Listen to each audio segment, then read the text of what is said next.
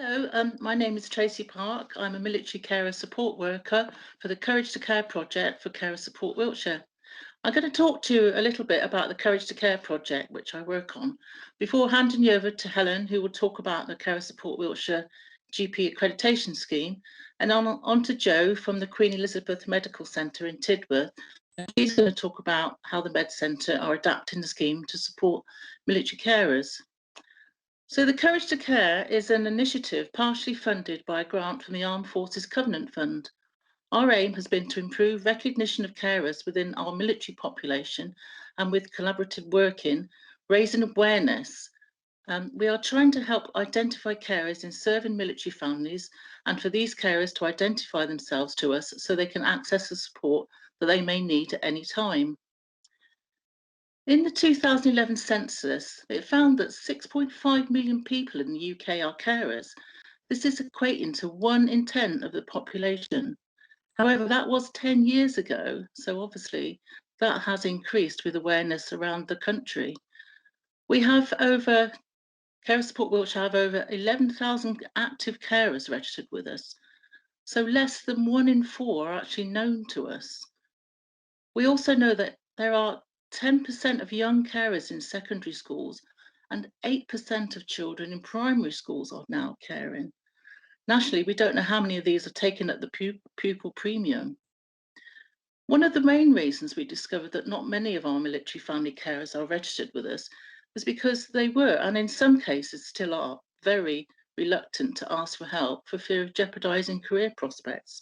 But we do know this attitude is changing with all the awareness of carers and how they're coping in different situations.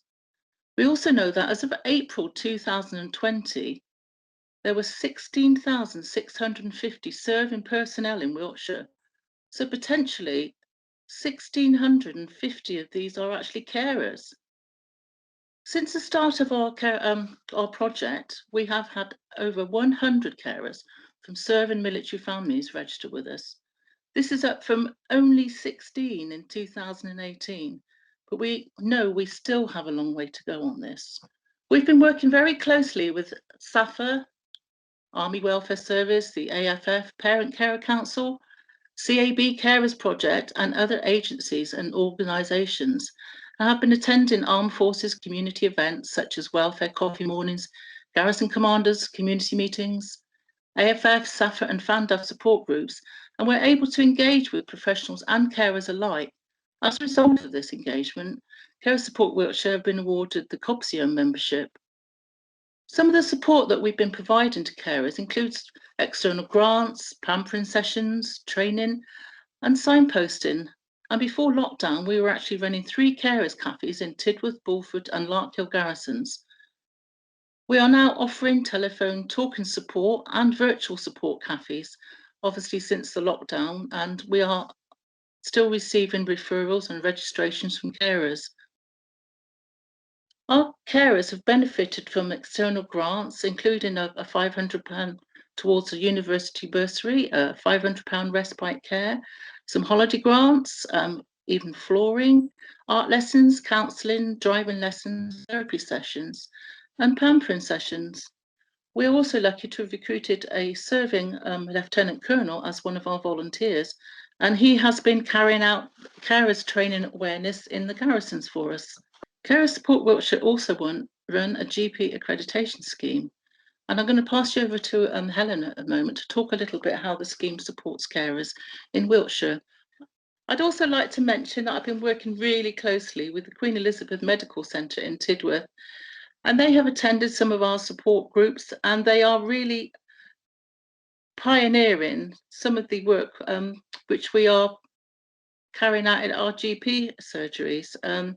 They're working along with our accreditation framework and hopefully to roll out to the rest of the medical centres in the garrison. But I'll let Jo talk about that as well.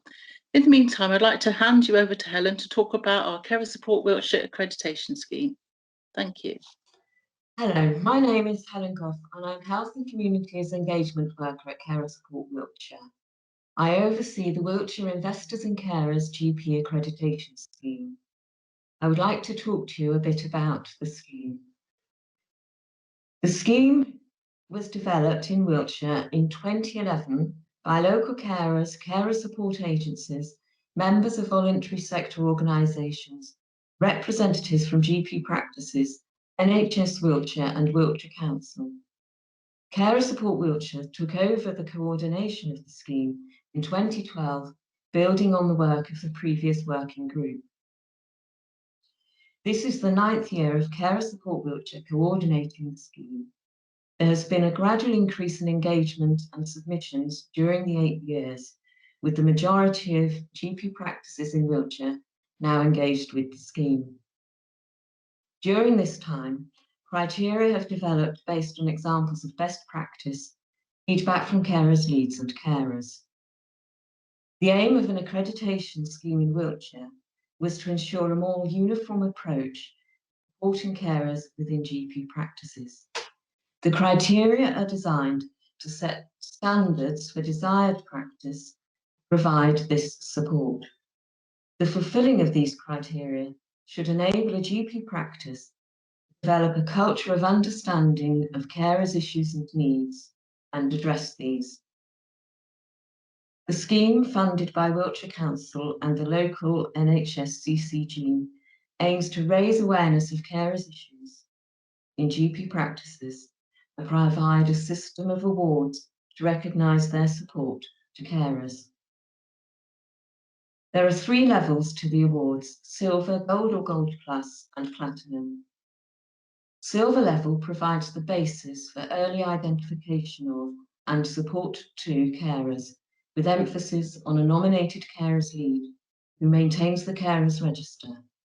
It includes flexibility of appointments for carers and the provision of clear information for them.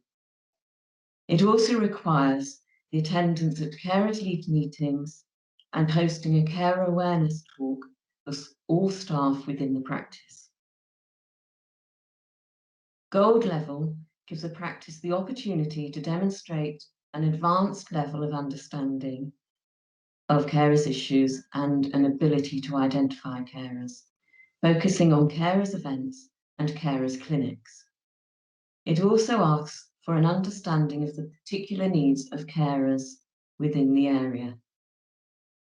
Gold Plus indicates that a practice has maintained gold level for at least 2 consecutive years.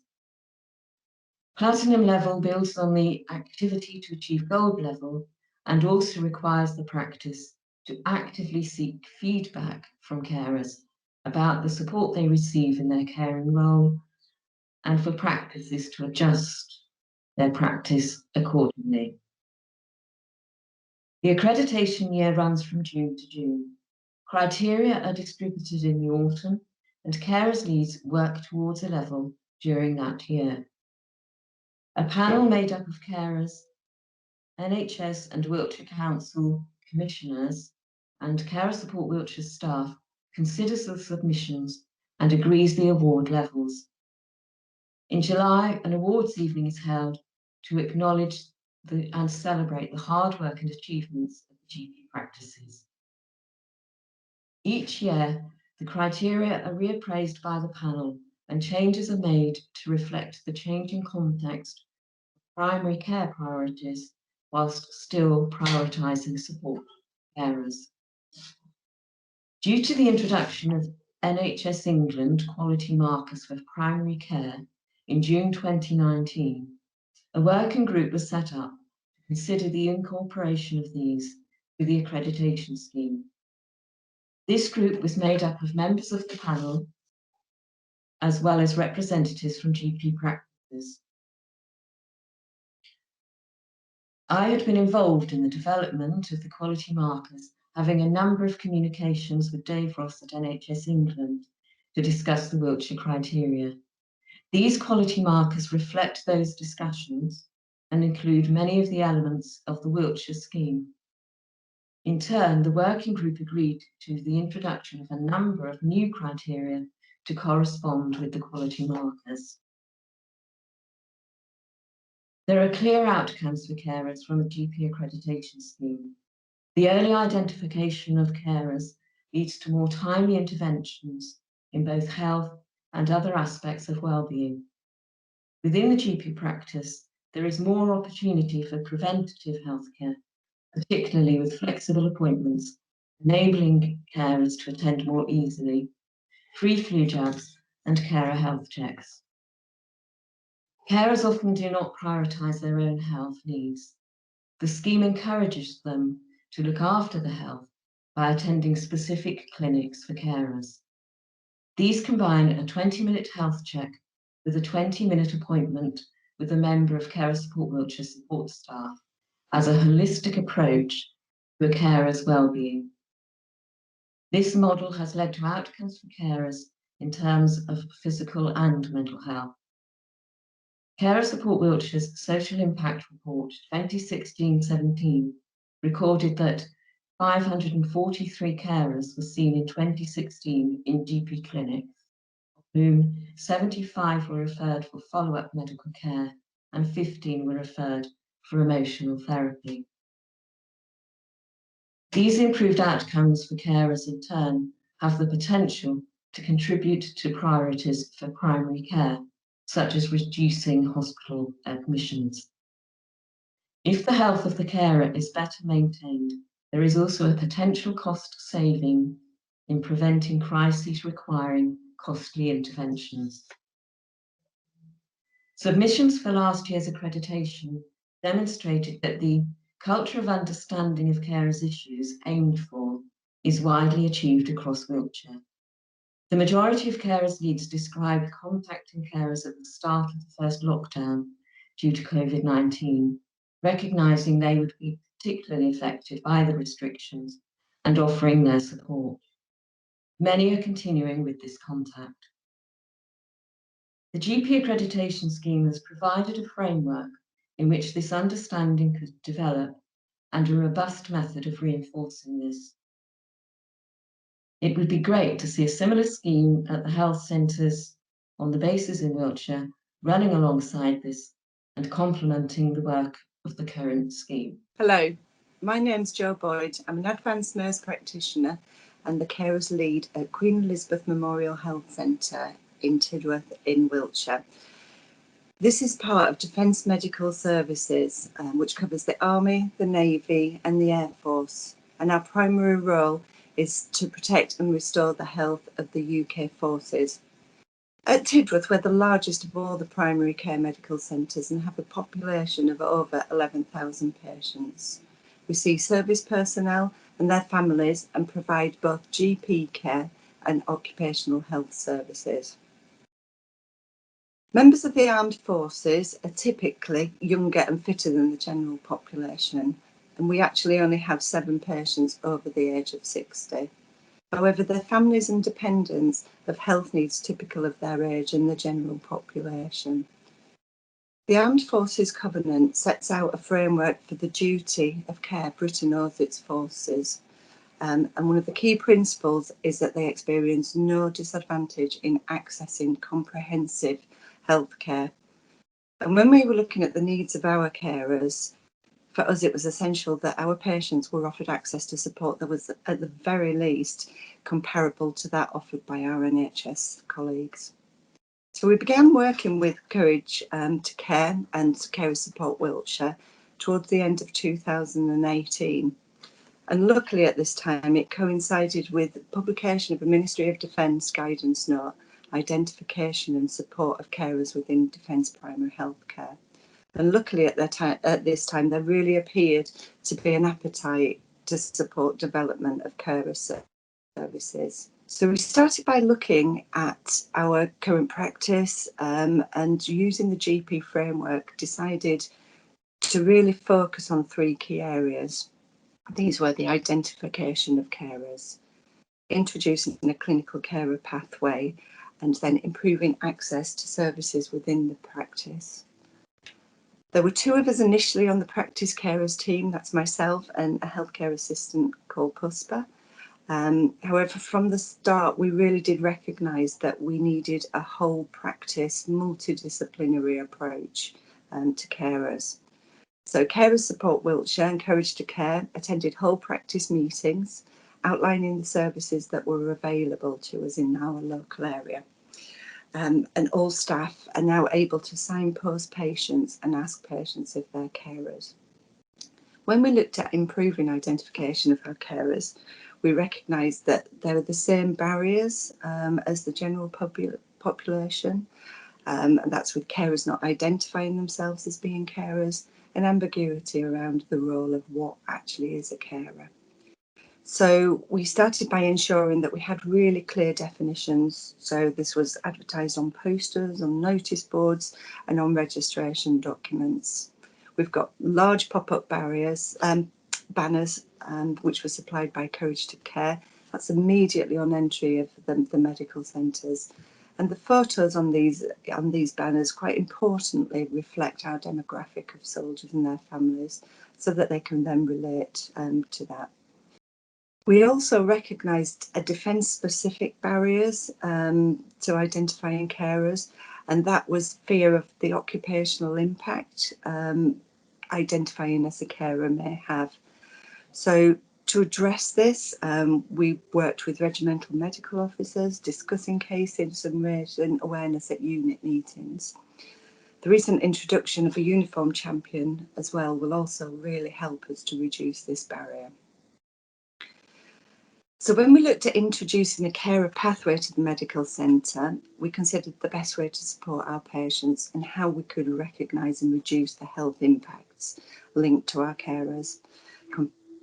And compared to non-military practices, our number of carers are small and we have more resources available. So on registration, all patients are asked if they're carers. An information pack is given and an option for an initial telephone consultation or a face-to-face meeting, so the patients can decide which they are more comfortable with. And at this point, we then discuss referral on to our colleagues in the Courage to Care team. Or if any young carers are identified, we support the families to make those referrals. An alert is put on patient records with really clear text, actually informing our admin team what is offered. So patients are offered a same-day appointment if needed and a double appointment if requested. Our patients who are carers are also offered a named clinician to oversee their care and offer this continuity. The patients can then contact this person via email or directly to that person or via an e-consultation if easier. We offer holistic annual reviews, including mental health questionnaire and flu vaccinations. The carers team hold a virtual carers clinic every 3 months, where the patient's records are monitored, and patients can also opt to have a telephone call every 3 months, just to check in, just to make sure everything's okay. After this clinic, if we identify any concerns or if a patient has raised any concerns, we then discuss it at our vulnerable patients meeting. So this is a multidisciplinary team meeting, which includes the school nursing teams, health visitor and the army welfare teams. So another area that we identified we needed to improve was how we would improve access to health and caring support. Looking at our population, they are very mobile and they can go on postings, they can go on exercise. So we looked at the best way to communicate with our patients. And our biggest success by far was the introduction of text messaging. So we send welcome packs and monthly updates, including links to local resources. Pre-COVID, we would attend the carers cafes with Courage to Care, just meeting the carers there, offering blood pressure checks and being really visible there for health promotion advice if needed. And hopefully, once everything returns to normal, we'll be able to recommence these. So where are we now? So at the beginning of the process, we had 7 patients on our carers register. We now have 35. We've got a structured pathway where patients can choose how much support and input they have from their healthcare professional. But we do recognise we're one small part of a very large support network, and we honestly couldn't have done this without the support and guidance of Courage to Care. As part of the MOD, we don't always have access to the local information. However, this collaboration offers us a bridge to that sharing of good practice. In the short-term future, we really look forward to introducing the GP accreditation framework into Defence Primary Healthcare Medical Centres and with our colleagues across the region, and supporting practices to implement this, because this framework for us was a godsend. You know, it really gave us that structure that we needed. And I think our longer term real hope for the future is that soldiers and families can receive the very highest consistent level of support and guidance wherever they're posted.